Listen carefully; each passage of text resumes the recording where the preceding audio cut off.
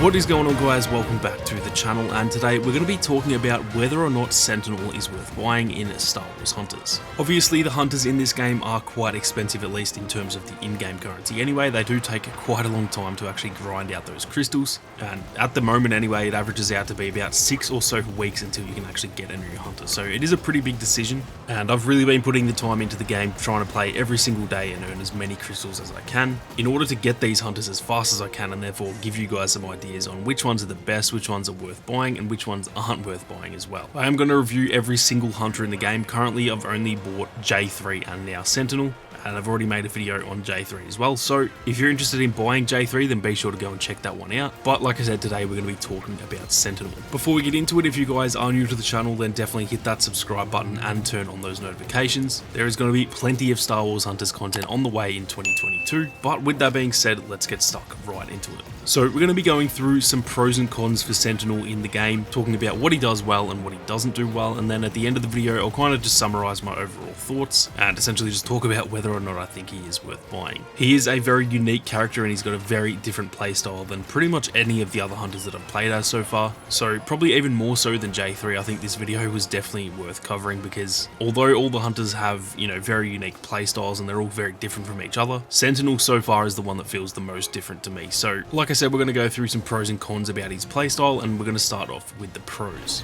Now the biggest thing you need to know about Sentinel is that he has a very high damage per second. As far as I can tell, he essentially deals damage faster than anyone in the game by a pretty long margin. You can literally wipe an entire team in, you know, what feels like about 5 to 10 seconds at times. And so if you do enjoy dealing damage and you want to be that sort of Slayer type character, then Sentinel is definitely a very solid choice. Now although Sentinel looks and sort of feels like he's a heavy character, he's obviously carrying an E-Web blaster, so he looks and feels like he's meant to be like that big heavy sort of tanky type character. But in saying that, he is actually relatively quick for the type of character that he looks like. I pictured him being one of the slowest in the game, but as far as I can tell he is actually quite a bit faster than Amara Vex and Groz as well, and I'm not 100% sure, but he does actually feel a little bit faster than J3 as well, so his speed is actually quite deceiving. He's definitely not the fastest in the game by any means, but he is a lot faster than I thought he would be when I hadn't played him yet. Now like I mentioned, he is great at dealing damage, but he's also great in general for crowd control. Essentially any time where there's a bunch of enemies right in front of you, you can kind of deal damage to all of them at once and sort of just spray that E-Web blaster at them all, and you can deal a heap of damage to the whole crowd rather than just singling out one enemy. With the likes of say Reeve or J3, they're really only good at taking out one person at a time, but with Sentinel he is genuinely amazing when it comes to just spraying down your enemies. And so yeah, not only is he good at dealing damage, but he's good at dealing damage to essentially everyone at the same time. Now something that plays into that even more is his ultimate ability, where he actually calls in 2 rocket troopers to come and essentially escort him around the map, and they just deal damage to anyone that you're shooting at, or essentially just anyone in the area. And in my opinion, this is probably one of, if not the best ultimate in the game. It's probably not as good as Zaina's ultimate. Obviously she can just buff her teammates and they end up becoming essentially unbeatable, but definitely in terms of dealing damage, I feel like his ultimate is one of the best in the game. The best part about it is that they not only deal a lot of damage alongside, you know, obviously you're dealing damage at the same time, you can shoot while they're shooting, but it does feel like they stick around for a very long time. A lot of hunters in the game have very fast ultimates, pretty much everyone except for Zaina, who obviously hers doesn't deal damage, but with Amara Vex and J3 and Reeve and even Groz, all of those hunters have essentially really fast ultimates, meaning you use that ultimate and it is gone within a matter of seconds. But with Sentinels it actually lasts for what feels like about 10 to 15 seconds at the absolute minimum, possibly even longer than that. I haven't actually tested it just yet, but I will obviously get around to doing the hunter guide for Sentinel, so I'll go through all the stats in that video.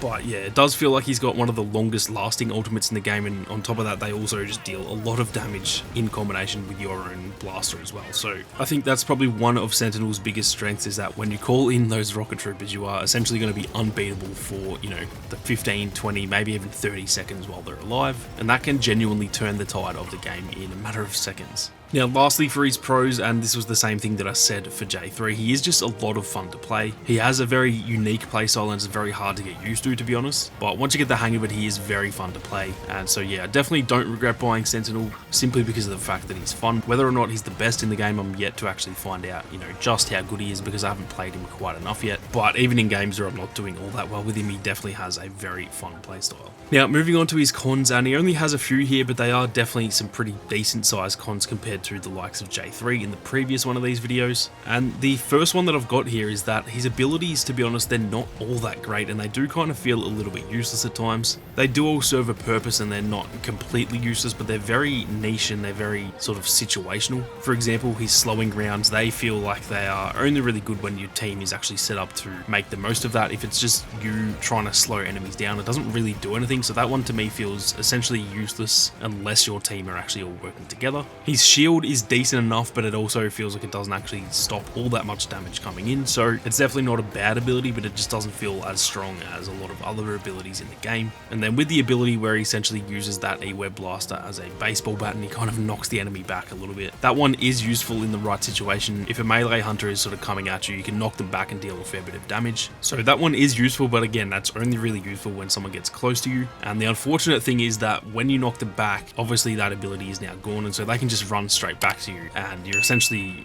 defenseless. You can't really do anything to stop them. So his abilities are definitely not bad, but they just feel like they're not as strong as a lot of the other hunters in the game, and so that is definitely a big weak point for me. On the flip side of that, his blaster obviously deals so much more damage than anyone else in the game, so I guess it is mostly just for balancing reasons, but yeah, his abilities definitely feel a lot weaker than most of the other hunters in the game. Now, like I mentioned, he does have a very unique playstyle, and that playstyle is essentially that he needs to be static to make the most of his blaster. You can move around, you can still do well when you're on the move, but his passive ability makes it so that when you actually stop moving, your blaster will shoot a lot faster and a lot more accurate. And so to make the most of his damage per second, you essentially need to stand still, which obviously invites a lot of damage. And if you do play like that, it does feel like you are essentially going to die unless you can kill everyone on the enemy team. He essentially has no form of defense other than killing everyone. That is literally his only way to defend himself. So his playstyle does make him very vulnerable, and I find that makes him probably one of the hardest to survive in the entire game, to be honest.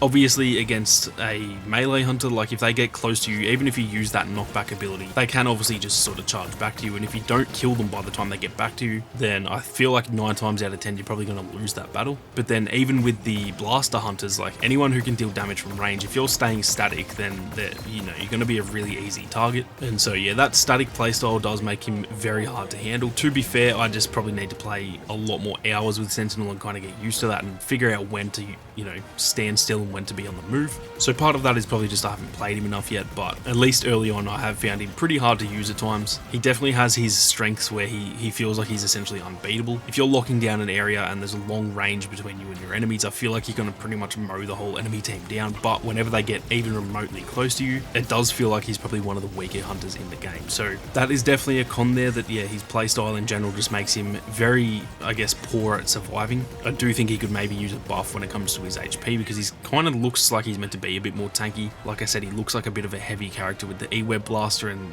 the big pauldron and stuff like that. So hopefully they do give him a little buff, maybe go up to 250 HP instead of 225. If he just had a tiny little bit of extra survivability, I think he would be a lot more balanced. But like I said, it could just be down to me not having enough playtime with him yet. So I guess we'll find out in the next couple of weeks. So essentially, to summarize how I feel about Sentinel, he is definitely a very fun character to play as, and he deals crazy damage. He's definitely one of the strongest hunters in the game when it comes to dealing damage and getting a bunch of kills. But on the survival side of things, he is definitely on the weaker side. So if you're not too good at surviving and you feel like you already get a lot of deaths with the other hunters, I would definitely say that Sentinel might not be the best for you. But if you feel like you're a smart enough player and you do enjoy dealing a heap of damage, then he is definitely a very solid option to choose from. Personally, I would recommend J3 over Sentinel. If you haven't bought either of those two, I would definitely say that J3 is the better of the two. Personally, I do think J3 is probably the best hunter in the game, at least in, a 1v1 situation. J3 is going to pretty much beat anyone in the game. And so yeah, if you haven't really bought either of them and you're really on the fence about them and you want to pick the one who's the best, I would definitely recommend J3 over Sentinel. But that doesn't mean that Sentinel isn't worth buying. I do think he is a lot of fun to play, like I said. And if you do have J3 already, or if J3 just doesn't really interest you, then Sentinel is definitely a solid option.